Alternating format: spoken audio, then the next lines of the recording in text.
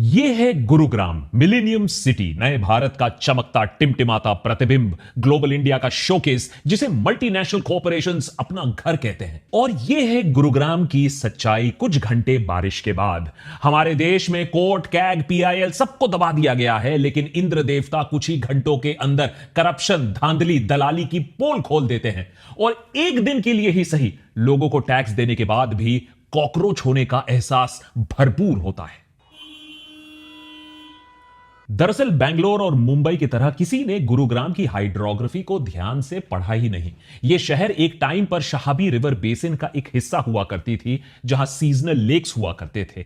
इसी catchment area के ऊपर 1990s में बड़े बड़े इमारत बना दिए गए। पैसे खिलाकर बिल्डर्स ने इंक्रोचमेंट कर दिया, नेचुरल ड्रेनेज चैनल्स को ब्लॉक कर दिया। नतीजा आज यह हुआ कि मॉनसून्स में 100 करोड़ वाली अपार्टमेंट्स के सामने गटर वाली वेनिस फीलिंग आती है। 100 करोड़ के फ्लैट पानी देखो आप। लेकिन चलो, हर साल डूबते हुए मैक्सिमम सिटी मुंबई और मिलेनियम सिटी गुरुग्राम को मीडिया कवरेज और सोशल मीडिया आउटरीच तो मिल जाता है। इस बार तो हमारे हिल्स में जो हुआ उसकी हालत भी पूरे देश ने देखा। जम्मू एंड कश्मीर, उत्तराखंड, हिमाचल प्रदेश में कुल मिलाकर 500 मौतें के आसपास दर्ज की गई हैं एक मॉनसून के अंदर। लेकिन जो पंजाब में आज हो रहा है वो शायद इससे भी ज्यादा ट्रेजिक और इससे भी ज्यादा प्रिवेंटेबल ट्रेजेडी है। लेकिन चाहे वो 1988 हो, 2008 हो या 2028 ही क्यों ना हो, हम कुछ सीखने वाले कहां हैं। पंजाब 40 सालों में सबसे बुरे बाढ़ का आज सामना कर रहा है। 30 लोगों की जान जाने की पुष्टि हो चुकी है। यह आंकड़ा और भी बढ़ सकता है आने वाले दिनों में। 3 लाख एकड़ की खेती बाड़ी तबाह हो चुकी है। 1000 से ज्यादा गांव डूब चुके हैं। 12,000 लोगों को रेस्क्यू किया गया है और हजारों और बेघर हो चुके हैं। हिमाचल प्रदेश और जम्मू एंड कश्मीर में तेज बारिश के चलते सतलज और ब्यास और रावी नदी उफान पर है। बाढ़ का पानी गुरदासपुर, अमृतसर, तरनतारन, फिरोजपुर, पठानकोट, कपूरथला, होशियारपुर डिस्ट्रिक्ट्स में तबाही मचा रहे हैं। रावी और ब्यास नदी पर आधे दर्जन परमानेंट या टेम्पररी एम्बैंकमेंट्स भी कोलैप्स कर चुके हैं। पानी का बहाव इतना तेज है। और उधर भाखड़ा, पौंग और रंजीत सागर जो बांध है, उन पर भी पानी उनको छोड़ना पड़ रहा है, जिससे आने वाले दिनों में और भी गांव और भी शहर और स्कूल, खेती बाड़ी पानी के नीचे जा सकते हैं। बारिश इतनी तेज हुई है कि 36 घंटों के अंदर अंदर भाखड़ा डैम का स्तर 4 फीट बढ़ गया। अभी डैम अपने डेंजर मार्क के आसपास आ चुकी है। पौंग डैम और रंजीत सागर डैम तो पिछले हफ्ते ही अपना डेंजर मार्क क्रॉस कर चुकी थी और इनसे पानी रिलीज करना पड़ा, जो बांध है उस पर प्रेशर कम करने के लिए। इतने पानी ने पंजाब के कई इलाकों को तबाह कर दिया है। नेशनल डिजास्टर रिस्पांस फोर्स या NDRF, army, border security force अपना search and rescue operations conduct कर रही है। वहीं मीटरोलॉजिकल डिपार्टमेंट ने आने वाले दिनों में और भी बारिश का प्रेडिक्शन किया है। अब यह चिंता का विषय है, इसलिए क्योंकि यहां के जो एरियाज हैं उनके रिजर्वॉयर्स सितंबर एंड तक भर जाते हैं जब मॉनसून खत्म होता है। लेकिन आलम अभी यह है कि सितंबर की शुरुआत हुई है और ऑलरेडी बांध ओवरफ्लो कर रहे हैं और भी ज्यादा बारिश अभी बाकी है। 2025 के फ्लड्स ने पंजाब में 1988 की यादें ताजा कर दी हैं। 1988 वो साल जब सतलज, ब्यास और रावी नदी वाटर ऑफ सोरोज बनकर 500 लोगों की जानें ले लेती है। उस साल ताबड़तोड़ बारिश मार्च के महीने में शुरू होती है और सितंबर में बारिश रुकने की जगह और ज्यादा तेज हो जाती है। नतीजा यह होता है कि गुरदासपुर से लेकर लुधियाना, जलंधर से लेकर संगरूर तक मानो पूरा पंजाब पानी के नीचे आ गया हो। इस बड़े हादसे के बाद सरकार ने कई स्टडीज करवाई पता लगाने के लिए कि मेन कारण क्या था। हर स्टडी ने यह पाया कि मेन कल्प्रिट मॉनसून्स में ओवरफ्लोइंग रिवर्स है, लेकिन उतना ही इंपॉर्टेंट था हमने क्या काम किया था। हमारा ह्यूमन इंटरवेंशन, हमारी गलती। पुअर मैनेजमेंट, जो हमने वाटर मैनेजमेंट करना था वो हमने ठीक से किया ही नहीं। जो वाटर ड्रेनेज सिस्टम था उसे हमने ठीक से चलाया नहीं। कैनाल्स, नेचुरल वाटरवेज जो थी वो चोक थी। दूसरी बांध जो है, छोटे बांध हैं, उनको हमने ठीक से मेंटेन नहीं किया। उसके ऊपर इलीगल माइनिंग किया, डिफॉरेस्टेशन किया, इलीगल एंड माइंडलेस कंस्ट्रक्शन जो किया फ्लड प्लेन के ऊपर। बेसिकली आ बैल मुझे मार। सालों से एक्सपर्ट्स की वार्निंग्स के बावजूद पंजाब की नदियों को डीसिल्ट नहीं किया गया। उनकी वाटर कैरिंग कैपेसिटी कम होती गई। ऊपर से क्लाइमेट चेंज आज स्कूल की टेक्स्ट बुक में एक अध्याय बनकर नहीं रह गया है। इंडिया और पाकिस्तान, पंजाब की अगर हम बात करें तो क्लाइमेट चेंज रेगुलरली तबाही मचा रही है हमारी आंखों के सामने। पाकिस्तान पंजाब में तो हालत और भी ज्यादा खराब है। 20 लाख लोग इंपैक्ट हुए हैं इस फ्लडिंग के चलते इस साल। सरकार ने 7.5 लाख लोगों को रेस्क्यू किया है। 5 लाख लाइव स्टॉक फ्लड में, अभी फ्लड के पानी में फंसे हुए हैं। 850 जाने ऑलरेडी जा चुकी हैं। पंजाब में लोग इस बाढ़ का मुकाबला डटकर कर रहे हैं। सरकार मदद करे या ना करे, लोग खुद एक दूसरे की मदद जरूर कर रहे हैं। जगह जगह पर लंगर भी आपको दिखने को मिलेंगे। लेकिन क्या इस बाढ़ के बाद लोग अपने कामकाज में फिर से वापस लग जाएंगे, बिजी हो जाएंगे, या इस बात की मांग करेंगे कि इतने इतने बड़े बड़े बांध बनने के बाद, प्रीवियस बाढ़ होने के बाद आज हालत 2025 में ऐसा क्यों है? घाघर नदी आज भी मॉनसून में तबाही क्यों मचा रही है? क्या सब कुछ नेचर्स फ्यूरी, क्लाइमेट चेंज बोलकर हम सह लेंगे चुपचाप, या इस बात को समझने की हिम्मत रखेंगे कि इसमें हमने क्या गलत किया है, हमारी मिस्टेक क्या है, कहां कहां हम अंधे हो गए हैं? बात अंधेपन की हो रही है तो पहले नेता टाइप लोगों की बात पहले कर लेते हैं। आप सरकार पर लोगों का खासा गुस्सा है इस बाढ़ के बाद, और कभी कभी ये जो क्रेडिट लेने की जो आदत है ये बैकफायर भी कर जाती है, जैसा कि पंजाब के 3 मिनिस्टर्स को पता चला जब वो फ्लड इंस्पेक्शन के लिए बोट राइड पर निकले। ਮੈਂ ਨਾ ਸਵੀਡਨ ਗਿਆ ਕਰੂਜ਼ ਦੇ ਵਿੱਚ ਨਾ 24 ਘੰਟੇ ਵਿੱਚ ਹੀ ਗੋਆ ਦੇ ਵਿੱਚ। सुना आपने? बोट राइड पर बैठे रिलीफ मेजर्स, लोगों की दुख दर्द की बातें नहीं हो रही हैं, बल्कि कैमरा ने उन्हें स्वीडन और गोवा में लग्जरी क्रूजेस के बारे में डिस्कस करते हुए पकड़ लिया। जाहिर सी बात है कि लोग गुस्सा हैं और कह रहे हैं इलेक्शन आने दो, भूलेंगे नहीं। उधर भगवंत मान प्रधानमंत्री को चिट्ठी पर चिट्ठी लिख रहे हैं कि पंजाब के 60,000 करोड़ रुपए जो फंड्स हैं वो सेंटर के पास जो फंसे हुए हैं उनको भाई रिलीज कर दो, जिससे हम लोगों का रिलीफ, रिहैबिलिटेशन और एड कर पाए। पंजाब फाइनेंस मिनिस्टर हरपाल सिंह चीमा ने बीजेपी सरकार और प्रधानमंत्री मोदी पर निशाना साधा, कहा कि वो पंजाब की तरफ देख भी नहीं रहे हैं। वैसे बात तो सही है, टेक्सास में बाढ़ आ जाती है तो प्रधानमंत्री मोदी ट्वीट करते हैं, पाकिस्तान में बाढ़ आ जाती है तो प्रधानमंत्री मोदी सपोर्ट अपना देते हैं, अफगानिस्तान में अर्थक्वेक आता है तो झटके खत्म होते ही नहीं मोदी जी का ट्वीट आ जाता है, सपोर्ट आ जाता है। लेकिन पंजाब से इतना लगाव कि एक ट्वीट भी नहीं इतने सारे दिनों में। अच्छा, हो सकता है एससीओ समिट में बिजी थे, उस पर भी हमने पूरा एपिसोड बनाया था, देख लीजिएगा। प्रधानमंत्री चाइना से वापस आते हैं, भगवंत मान को फोन मिलाते हैं, बोलते हैं नहीं नहीं सेंटर पूरा सपोर्ट करेगा।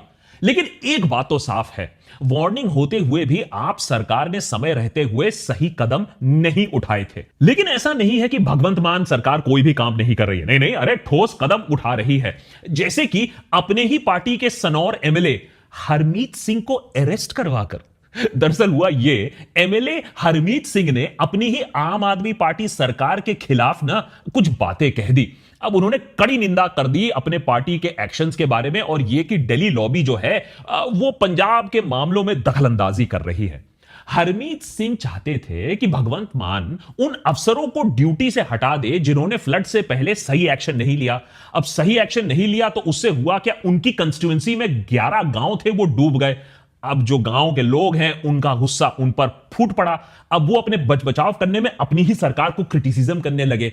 लेकिन फिलहाल हो यह रहा है कि एमएलए साहब पर पंजाब पुलिस का कहर भी अब टूट पड़ रहा है, जब एक पुराने रेप केस के सिलसिले में उन्हें अरेस्ट करने के लिए पूरी पंजाब पुलिस की टोली पहुंच गई, फिर उनको एसयू में बैठकर वहां से भागना पड़ा।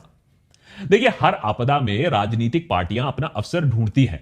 आम आदमी पार्टी सरकार को भी अपना हिसाब तो देना पड़ेगा जब इलेक्शन आएगी। कांग्रेस पार्टी आपको फेलियर बता रही है इस फ्लडिंग के बाद। लेकिन जब पंजाब की फ्लडिंग की बात आती है तो सारे पार्टी दोषी हैं, सारे पार्टी गुनहगार हैं। समझाता हूं कैसे। पंजाब को लैंड ऑफ द रिवर्स कहा जाता है और रिवरीन एरियाज में कुछ हद तक फ्लडिंग होना काफी नॉर्मल है। लेकिन जिस फ्रीक्वेंसी और जिस इंटेंसिटी से पंजाब में फ्लडिंग हो रहा है वो कहीं से भी नॉर्मल नहीं है। अभी 2025 की फ्लडिंग, उससे 2 साल पहले 2023 में भी फ्लडिंग हुई थी पंजाब में, उससे 2 साल पहले भी फ्लडिंग हुई थी जब करीबन 1400 विलेजेस 18 डिस्ट्रिक्ट में पानी के नीचे चले गए थे। और इसका कारण सिर्फ नेचर नहीं है। नेचर को दोष देना, अपने काम पर फिर लग जाना बहुत आसान है, लेकिन ये रहे 6 ह्यूमन इंड्यूस्ड फैक्टर्स जिसकी वजह से आज पंजाब की यह हालत है। पहले थोड़े कारण समझ लीजिए, उसके बाद सॉल्यूशंस की भी बात करेंगे। सबसे पहला कारण है डैम्स। जी हां, भाखड़ा, पौंग, रंजीत सागर डैम, जिन्हें बनाया तो गया था अच्छे कारणों के वजह से, हाइड्रो इलेक्ट्रिक पावर जनरेट होगा, सिंचाई के लिए पानी डिस्ट्रीब्यूट हो जाएगा, तो डैम्स अच्छे होते तो हैं, लेकिन वही डैम्स मॉनसून में भारी पानी भी रिलीज करते हैं, वो भी झटके में पानी रिलीज करते हैं, जिससे डाउनस्ट्रीम तबाही मच जाती है।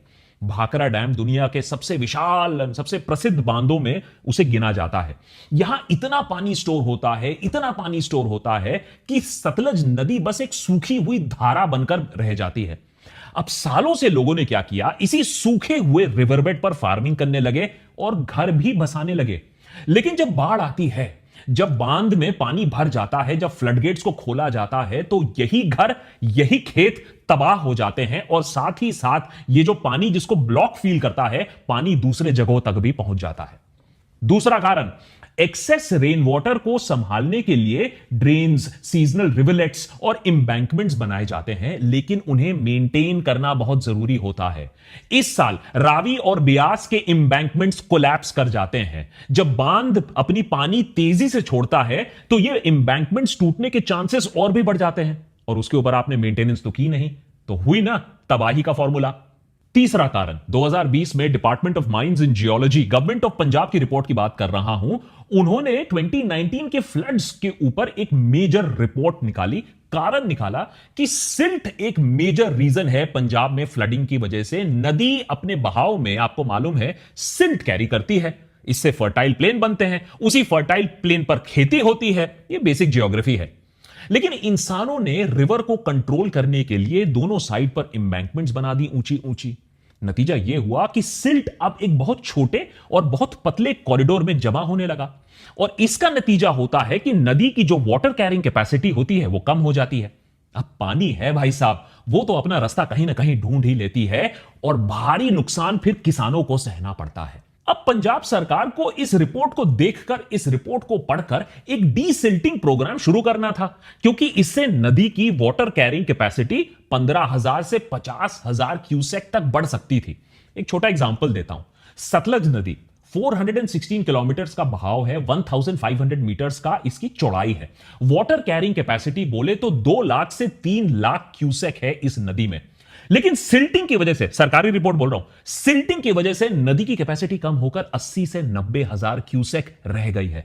अब जब कैरिंग कैपेसिटी ही इतनी कम हो जाएगी तो नेचुरली फ्लडिंग तो होगी ही, क्योंकि नदी का पानी कहीं ना कहीं तो जाएगा। यह सब जानते हुए भी सरकार ने इस पर खास फोकस नहीं दिया। आप सोचो, जो फ्लड रिलीफ में काम कर रहे हो, जो फ्लड रिलीफ में आप पैसा लगा रहे हो, वही पैसा अगर आपने डीसिल्टिंग में लगा दिया होता तो पंजाब के आज इतने बुरे हाल ना होते। चौथा पॉइंट, फ्लड प्रोन एरियाज के ऊपर कंस्ट्रक्शन करना जानबूझ के। आज अगर पटियाला अंडर वाटर है तो वो इसलिए है क्योंकि शहर के कई हिस्से चोल या सीजनल रिवरलेट लैंड के ऊपर बना दिए गए हैं। अब ये इलीगल है, लेकिन इस इलीगल कंस्ट्रक्शन की मंजूरी खुद स्टेट के urban planning and development authority ने दी है, तो कर लो बात। पांचवा कारण, पंजाब की पैडी कल्टीवेशन भी सिचुएशन को और बिगाड़ती है। पहले कॉटन, मेज कल्टीवेशन हुआ करता था। पंजाब के एग्रो क्लाइमेटिक कंडीशन को यह सूट करता था। एक्सेस रेन वाटर जो होता था वो जमीन में खिंच जाती थी, लेकिन पैडी को तो पहले से ही स्टैंडिंग वाटर चाहिए होता है, तो अगर इसके ऊपर आप बारिश करा दोगे तो natural absorption into the land तो होगा नहीं। छठा कारण, क्लाइमेट चेंज, और जिस आग में हम और घासलेट आज डाल रहे हैं। नॉर्थ पोल, साउथ पोल के बारे में तो आपने सुना है। हिमालयस को दुनिया का 3rd पोल कहा जाता है, और क्लाइमेट चेंज का इंपैक्ट पहले यहां दिख रहा है। हिमालयस के ग्लेशियर्स और पर्माफ्रॉस्ट एशिया के 10 मेजर नदियों को फीड करते हैं, जिन नदियों के भरोसे बाय द वे 1.3 बिलियन लोगों की जिंदगी चलती है। लेकिन क्लाइमेट चेंज के चलते ग्लेशियर्स तेजी से रिट्रीट कर रहे हैं। वाटर फ्लो जो हो रहा है वो अनप्रिडिक्टेबल बन रहा है, जिसकी वजह से फ्लड्स, लैंडस्लाइड, फ्लैश फ्लड्स हैं, उनके चांसेस बढ़ रहे हैं दिन ब दिन। जैसे कि घाघर एक सीजनल रेनफेड रिवर है, माने उसके ऊपर ना कोई बांध है, ना कोई वाटर कंट्रोल फीचर है। लेकिन जब हिमाचल, हरियाणा से भारी बारिश होगी, उनके कैचमेंट एरिया में बहुत ज्यादा अगर बारिश होती है, तो यह पानी का उफान इस नदी में आ जाता है और पंजाब में तबाही मचाता है। तो यह पूरा इंटरकनेक्टेड होता है। यह मैंने आपको सिर्फ कुछ कारण बताए हैं, कारण इससे भी ज्यादा है। अब आप बोलोगे कि फिर सोल्यूशन क्या है? ये तो क्लाइमेट चेंज है, हम कुछ कर नहीं सकते हैं। कर बहुत कुछ सकते हैं। पूरी चीज अगर खत्म नहीं कर सकते हैं तो मिटिगेट कर सकते हैं, माने जो जान माल का जो नुकसान होता है उसे कम कर सकते हैं। देखिए, सबसे पहले तो मैं हमेशा कहता हूं, मैं पहले आपको मानना पड़ेगा प्रॉब्लम है। आधे लोग तो बोलते हैं प्रॉब्लम ही नहीं है, सब चंगा सी है। लेकिन अगर आपने मान लिया कि प्रॉब्लम है, तो सबसे पहले चाहे वो आम आदमी पार्टी हो या कांग्रेस हो या एसएडी हो या बीजेपी हो, सबको बोलना पड़ेगा कि हमने पंजाब में वी हैव मेस्ड अप, हमने कुछ नहीं काम किया है, हमें इस मामले में और सीरियस होने की दरकार है। अगर आपने ये बात मान ली है तो सारे पार्टीज मिलकर एक प्लेज ले सकते हैं कि पार्टी में जो भी पावर में हो, ये सारे जो काम हैं जो मैं अभी आपको बता रहा हूं, ये कोई भी पार्टी जो है वो पावर में है वो करेगी, यहां से पैसे चुराएगी नहीं, इस पर फोकस हटेगा नहीं। सबसे पहला, आपको रेगुलर मेंटेनेंस और अपकीप ऑफ डैम्स करना है। आप डैम तो बना दोगे, लेकिन अगर उसके गेट्स को मेंटेन नहीं करोगे, अगर बहाव को कंट्रोल नहीं करोगे, प्रॉपर अटेंशन टू फंड्स नहीं दोगे, तो जब क्राइसिस होगा तब बोलोगे हमारे पास तो पैसे ही नहीं थे। अगर आप जो बंद हैं, अगर जो एम्बैंकमेंट्स हैं उन्हें स्ट्रेंथन नहीं करोगे, मॉनसून से पहले उनकी मरम्मत नहीं करोगे, तो वो टूटेंगे और उसके बाद फ्लडिंग होगी। जो इनडिस्क्रिमिनेट सैंड माइनिंग होती है, जिसके बारे में इंडिपेंडेंट मीडिया रिपोर्ट करती है, जर्नलिस्ट की मौतें हो जाती हैं क्योंकि इसमें सरकार और पुलिस मिली रहती है, उसे आपको रोकना होगा। क्योंकि सैंड माइनर्स रिवरबेड में डिगिंग करते हैं, बंद के पास, एम्बैंकमेंट्स के पास वो डिगिंग करते हैं, जिससे ये जो एम्बैंकमेंट्स हैं ये अपने आप कमजोर हो जाती हैं, मॉनसून में टूट जाती हैं। अब जो स्टेट का जो वाटर रिसोर्सेज डिपार्टमेंट है, उसने ऑलरेडी 2024 एक गाइडबुक निकाला था। तो ये देखिए, जो सोल्यूशन है ये अननोन नहीं है। आप सोचिए, गाइडबुक है जिसे 2010, 2013, 2019, 2023 के फ्लड्स को देखकर बनाया गया था। गाइडबुक में लिखा हुआ है कि structural measures, drainage system improve करने की दरकार है, कि आपको प्री आइडेंटिफाई करना है कौन सा इमरजेंसी रूट है, कौन से लोगों के लिए शेल्टर लोकेशन है, कहां से पानी का बहाव जाएगा, ये सारी चीजें आइडेंटिफाई कर उस पर एक्शन लेने की दरकार है। लेकिन क्या हुआ इस गाइडबुक का? इसको डस्टबिन में फेंक दिया जाता है। क्लाइमेट चेंज को आज हम रोक तो नहीं सकते हैं, वो टाइम तो हम निकल गया, लेकिन क्या क्लाइमेट चेंज के लिए हम रेडी हो सकते हैं? आपको जानकर हैरानी होगी कि सिर्फ 10% ऐसे शहर हैं हमारे पूरे देश में जिसके पास स्टॉर्म वाटर सुएज सिस्टम है। माने अगर भारी बारिश होती है, पानी का भारी बहाव आता है, तो ये स्टॉर्म वाटर ड्रेनेज सिस्टम पानी को तेजी से शहर से बाहर निकाल सकते हैं। सिर्फ 10% शहर में यह सिस्टम है। इसीलिए 1 घंटे बारिश के बाद बड़े से बड़ा शहर पानी के अंदर आपको मिलेगा। और फाइनली, जो कैनाल सिस्टम है उसको आपको और इंप्रूव करना पड़ेगा। सिर्फ सिंचाई के लिए नहीं, जब एक्सेसिव वाटर होगा तो आपको ऐसे कैनाल्स डिजाइन करने होंगे जिससे एक्सेसिव वाटर बड़े नदी या लो लाइंग एरिया में चले जाए, अवे फ्रॉम पॉपुलेशन।